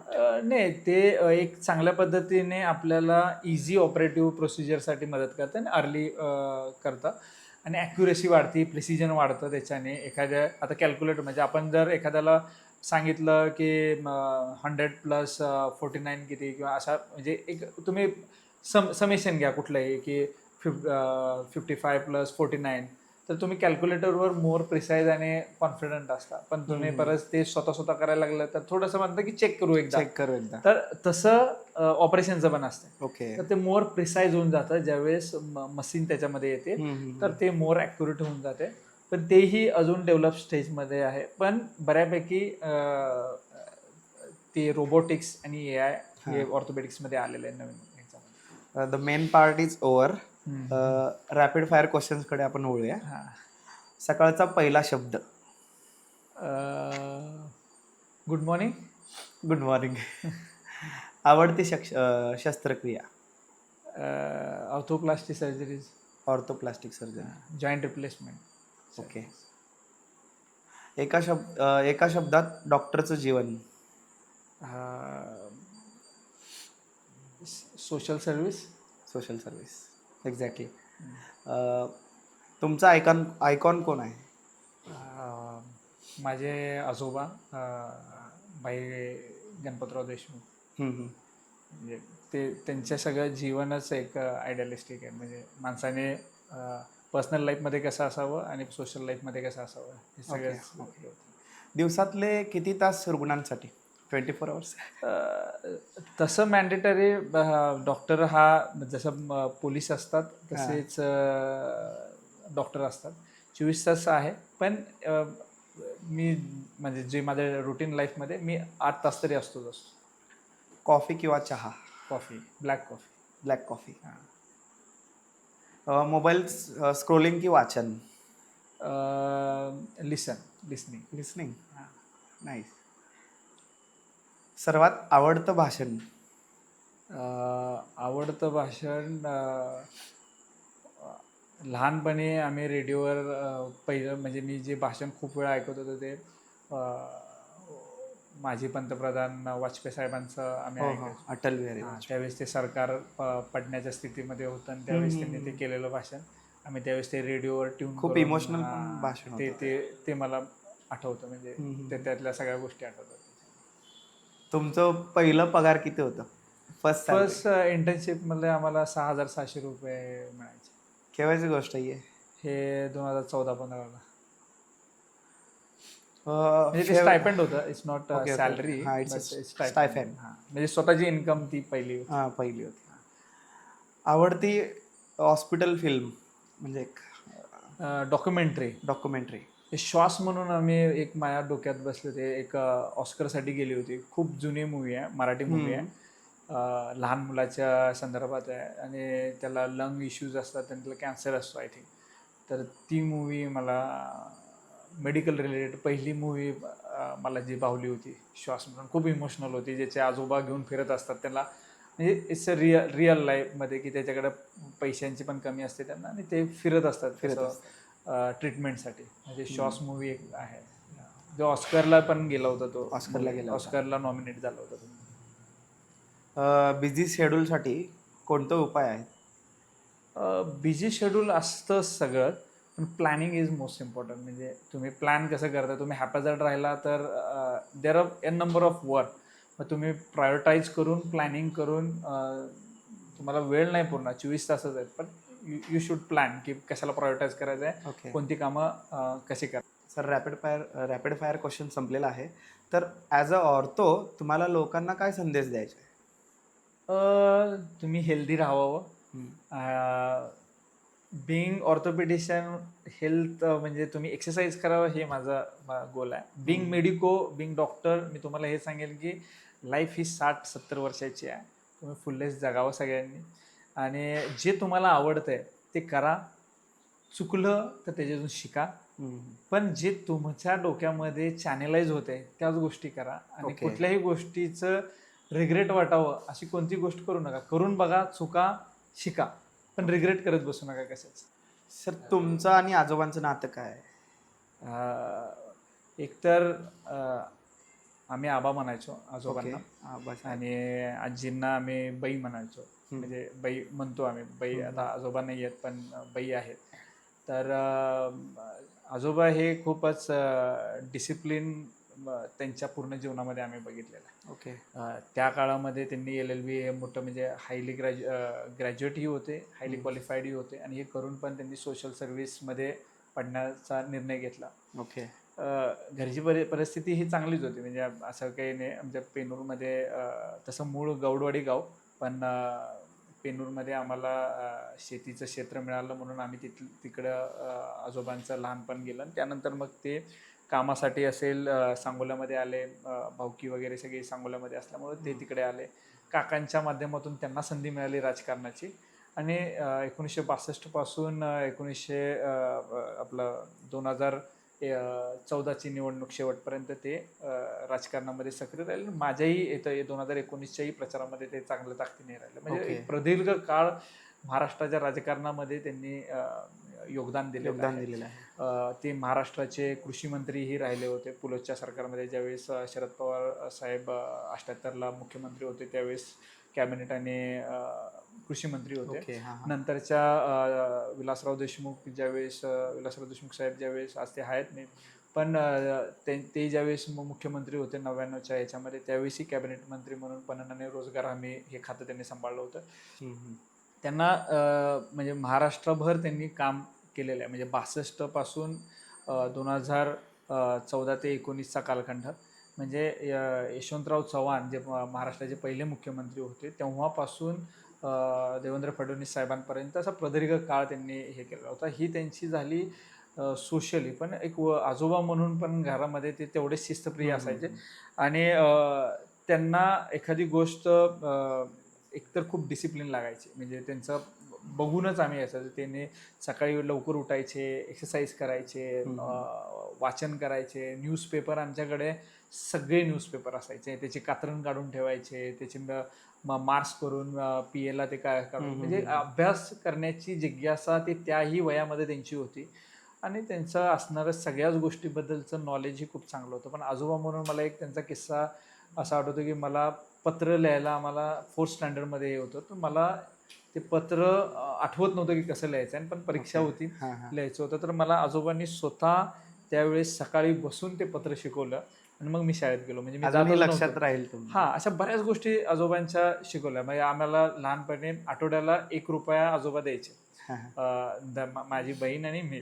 आम्हाला त्यांनी एक 25 पैशाचं नाणं 10 पैशाचं नाणं दिलं होतं. त्यावेळेस असं फुलासारखं त्याची 10 पैशाचं, यदा कदाचित तुम्ही अवेअर पण नसाल, 10 पैशाचं एक नाणं असायचं त्यावेळेस, आणि ते अल्युमिनियमचं असायचं आणि ते फुलासारखं त्याचा हे असायचं. ते नाणं दाखवायचं आणि ₹1 घ्यायचा. ओके. तर असं ते आम्हाला दर आठवड्याला तिला ₹1 आणि मला ₹1 असं आम्हाला दर आठवड्याला आजोबा द्यायचे. अशा खूप गोष्टी आहेत. ते न विसरता वाढदिवस कधी विसरायचे नाहीत. प्रत्येक वाढदिवसाला काही ना काहीतरी गिफ्ट न विसरता. आमच्या घरामध्ये गिफ्ट हे गोष्ट कधीच म्हणजे अशी खूप कॉमन नाही आहे. पण आजोबा मुंबईला येणं जाणं कायम राहायचं. तर मला तरी आठवतं की माझ्या एकही वाढदिवसाला त्यांनी जोपर्यंत म्हणजे मोठं उत्सवपर्यंत तरी बऱ्यापैकी प्रत्येक वाढदिवसाला त्यांनी गिफ्ट घेतलं.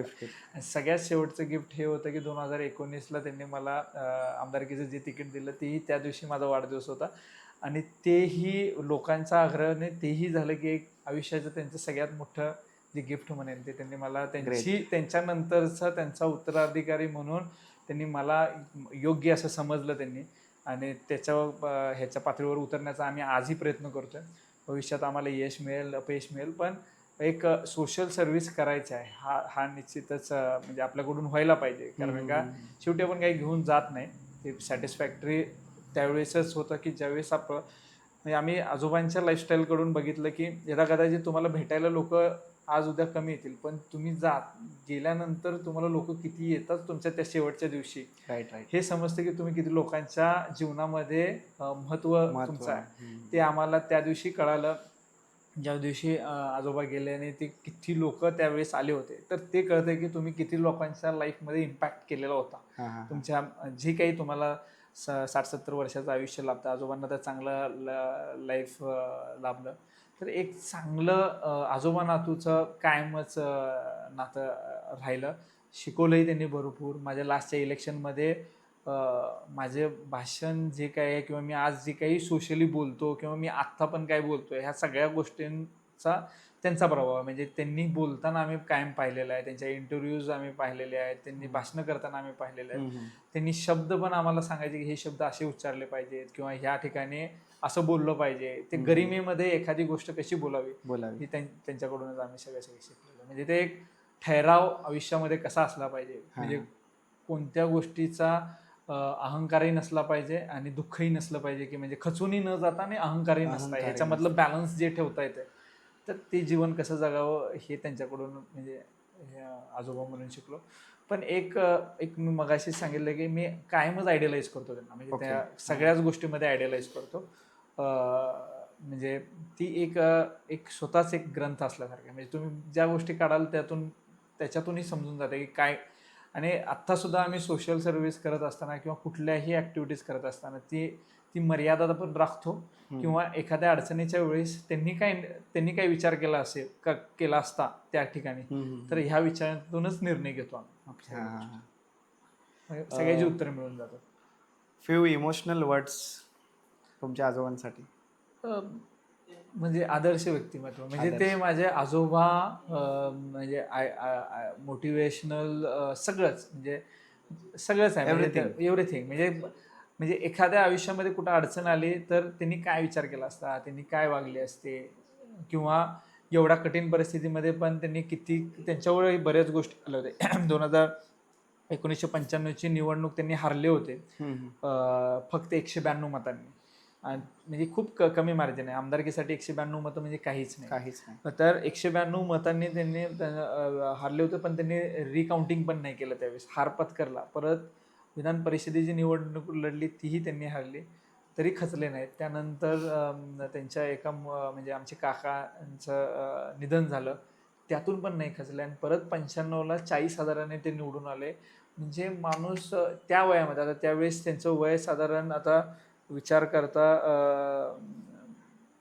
एक 60-70 मध्ये असेल, पण त्या एजमध्ये पण म्हणजे 60-70 मध्ये आयुष्य जगलेलं असेल, तरी पण न खचता पुढं कसं बघायचं, प्रत्येक गोष्टीतून लॉसमध्ये पण आपण कसं ते ब्रिक बाय ब्रिक सगळं परत सेटल करायचं आणि मग कसं गोष्टी साध्य करायच्या, आपल्याला जे करायचे ते त्यांच्याकडून चांगल्या पद्धतीने शिकलं. न हारने की हिंमत, हरायचंही नाही आणि प्रत्येक गोष्टीवर कामही करत राहायचं. म्हणजे नुसतं बसायचंच नाही की लकवर म्हणून नाही बसायचं, प्रत्येक गोष्टीवर काम करत डे बाय डे, बरं आज नाही होणार, पण थेंबे थेंबे थळे साचे हे खूप महत्त्वाचं लाईफमध्ये लेसन आहे. जेवढं होतं तेवढं रोजचा एक पाऊल टाकणे, ते त्यांच्याकडूनच शिकलो. Thank you sir. Can you tell us about our podcast? म्हणजे पॉडकास्ट कसं वाटलं तुम्हाला? नाही, खूप सुंदर आहे. मी तुम्हाला खूप शुभेच्छा देतो. आपली ओळख ही पहिल्यापासून आहे. तुम्ही जेन्युनली खूप चांगलं काम करता. Thank you sir. तुम्हाला खूप साऱ्या शुभेच्छा.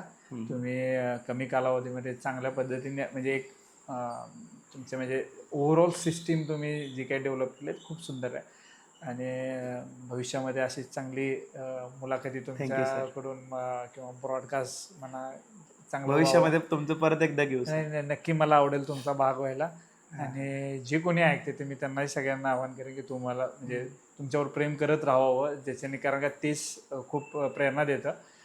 कारण का सोशल मीडियाचे तीच ताकद असते की तुम्ही जेवढं या गोष्टींना तुम्ही जे करताय त्याला न्याय दिला तर निश्चित तुम्हाला काम करायसाठी पण ताकद मिळते. तर मी सगळ्या सबस्क्राईबला पण हे करतो की तुम्ही हे तुमच्या कलिग्सला ह्या ब्रॉडकास्टबद्दल सांगा. ही खूपच यंग आणि डायनॅमिक मुलं आहेत, तर निश्चित यांना यश मिळो, यांनी काम पण तेवढ्या ह्याने करतात, त्यांनाही शुभेच्छा. आणि सबस्क्रायबरना पण मी सांगेन की त्यांनी पण हे जास्तीत जास्त लाईक करावं ह्या सगळ्या गोष्टी. Thank you sir.